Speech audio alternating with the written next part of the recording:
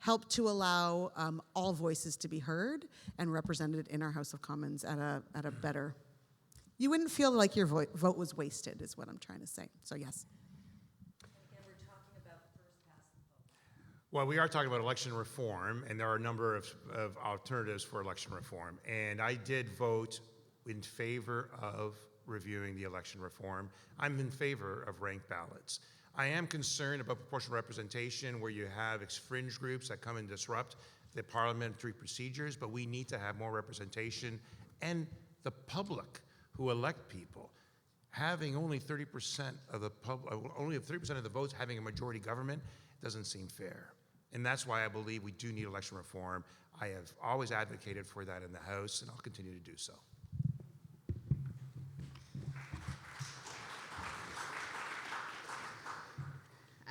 For a short answer, yes, I also am in favor of PR.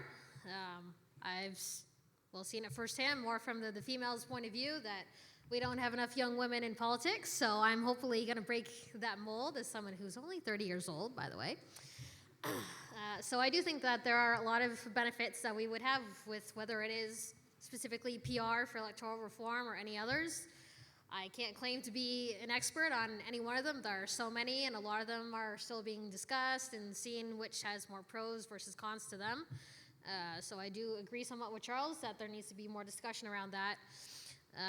But I do firmly believe that with so many things going wrong right now in Canada, that electoral reform is like one of the root causes of so many other things that if you fix that and found a system that worked, regardless of whether it's PR or mixed or any of the other ones, that it would be a domino effect, and that you would then finally say that, you know, we can have a democratic system that we're proud of, and you're actually getting people, you know, as MPs or MPPs who you do actually want to be making decisions for you, because I do think that, you know, some of the people that we have elected have not done as good a job. So I think electoral reform is something that should definitely be discussed a lot more, but there's also a lack of education in it, and there, at least on the school level, there needs to be more of that in terms of having it included in the curriculum for what teachers can teach their students. Thank you. Next. My name is Ken Cole. I'm chairperson of the Mississauga Health Coalition. Healthcare is our issue. My question is, will you enforce the Canada Health Act, which is current legislation? And I would like Charles to go first. My question is for all the candidates. Will you enforce the Canada Health Act, a current piece of legislation? And again, this is on the Canada Health Act. And a former contestant in the elections in the past for the NDP. Thank you for being here as well. I have my first question.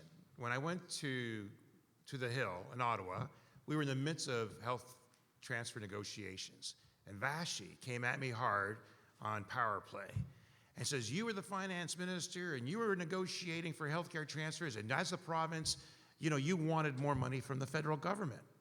And I said, absolutely. And as a federal member, I want the provinces and the people of Canada to be protected. However, there has to be transparency. I, as minister, wanted to be held accountable so that the monies that were used and brought forward were then transferred directly to the hospitals in the front line. Conservative government doesn't want to do that in Ontario. And during the pandemic, as you well know, we had a lot of transfers going to the province, and it wasn't accounted for at the front line. We need to continue to ensure that that be done. But yes, I support the Health Act. I support ensuring that it's sustainable, and I wanted to make certain that it gets to the people that need it most. And the provinces recognize that they have need of the federal government's transfers.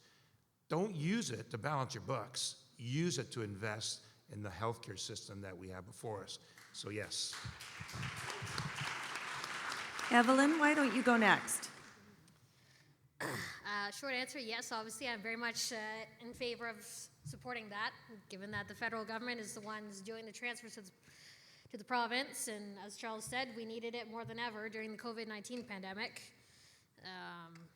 So I think that there needs to remain oversight on the federal level over what gets given to the province, because as we're seeing right now especially, our healthcare system is being turned towards a U.S. privatized system, which personally, I don't want, and I hope none of you guys want either, because for especially people like me, I'm not exactly someone who earns a lot of money. I don't want to have to go to the hospital and find out I can't afford it.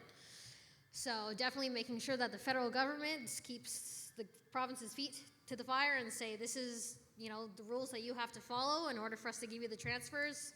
I'm going to make sure that that gets done. We're going to sound repetitive up here, but yes, I support the Canada Health Act and a universal system. We can look at expanding it in different ways, but we need to ensure that is fully accessible by everyone. We need to, again, hold the province accountable, because there are things, there's money coming in, right? Not enough still. There's still not enough money coming in, but the money is being misspent. A lot of it's going to administrative duties. A lot of it's going to build buildings that we can't staff, right? There's a lot of issues going on. But yes, I'm in support. Thank you. Very much, but the question was, would you enforce it, which is a little bit stronger than support it. We want it enforced. It's not being enforced currently. The provinces are are subbing out, they're bringing in nurses that aren't part, yeah. But please, the Yes, question is enforcement, yes. enforce the Canada Health Act. Understood. Thanks. All right. Got it. Next.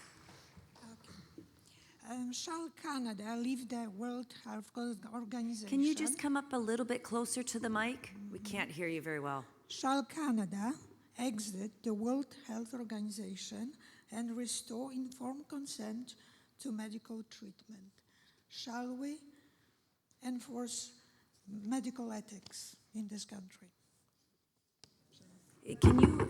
Can you just repeat that one more time and just speak up? I heard it was about the who, but I didn't hear, the candidates didn't hear. Shall Canada exit the World Health Organization Okay, got it. and restore informed consent to medical treatment and restore medical ethics enshrined in our laws?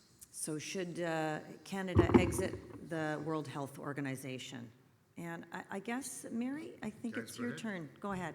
Well, I don't think we should exit anything that where we can work together with other countries around the world peacefully. I think we should all continue to do that. I think if we continue to separate and say, oh, you know, we can disagree with things they put, with certain mandates they put out at times, we can have conversation, but I don't think we should leave the World Health Organization. I think that's what the question was saying, if I heard it correctly.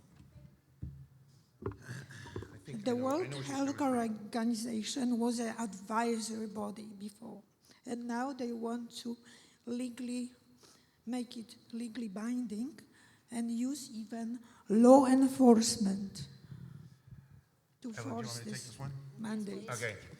So Evelyn, they're So the premise concerned of the about law question- enforcement of the Yeah, who. the premise of the question, frankly, is this. We went through a pandemic. The world was in crisis. People in Canada were dying. We had to take measures to support those most in need. The question insinuates that the World Health Organization was the cause of the pandemic and that vaccines were not the solution. And as a result, we had a number of people who were critical of the vaccine mandate. But that wasn't just Canada. In order for us to travel, to do trade with other countries, individuals had to be vaccinated in order to travel, in order to do trade. So it's not just Canada's decision at stake, it's the world. Now, the World Health Organization, and I'm not a medical doctor, I am not a physician, I don't know what the crises are, but I do know this.